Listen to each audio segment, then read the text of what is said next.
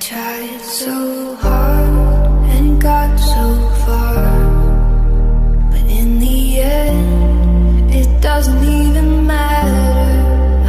Hi, ഇന്ന് നമ്മൾ ഉണ്ടാക്കാൻ പോകുന്നത് തേങ്ങാ ചമ്മന്തിയാണ്. പണ്ട് നമ്മുടെ അമ്മമാരൊക്കെ ഉണ്ടാക്കി നമുക്ക് പൊതിയിൽ സ്കൂളിൽ തന്നു ഇട്ടുകൊണ്ടിരുന്നത് നല്ല രുചികരമായ ഈസി ആയിട്ട് ഉണ്ടാക്കാൻ പറ്റുന്ന ഒരു തേങ്ങാ ചമ്മന്തിയാണ്.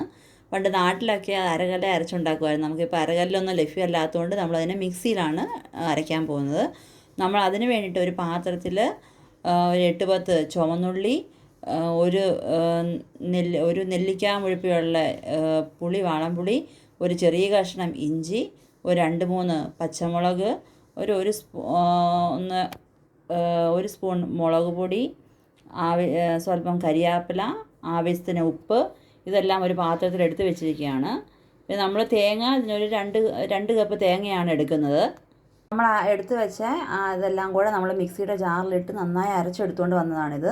ഒരു തുള്ളി പോലും നമ്മൾ വെള്ളം ഒഴിച്ചിട്ടില്ല. അതിനെ സ്പൂൺ വെച്ച് നമ്മൾ ഇടയ്ക്കിടയ്ക്ക് നന്നായിട്ട് ഇളക്കി കൊടുത്തുകൊണ്ട് അതിൻ്റെ ഉപ്പും എരിവും എല്ലാം പാകത്തിനാണെന്ന് നോക്കി ഇല്ലെങ്കിൽ ഇട്ട് കൊടുക്കണം.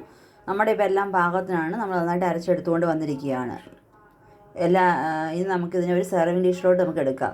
അങ്ങനെ നമ്മുടെ തേങ്ങാ ചമ്മന്തി റെഡി ആയിരിക്കുകയാണ്. നമ്മളതിനെ സെർവിങ് ഡിഷിലോട്ട് എടുത്തിരിക്കുകയാണ്.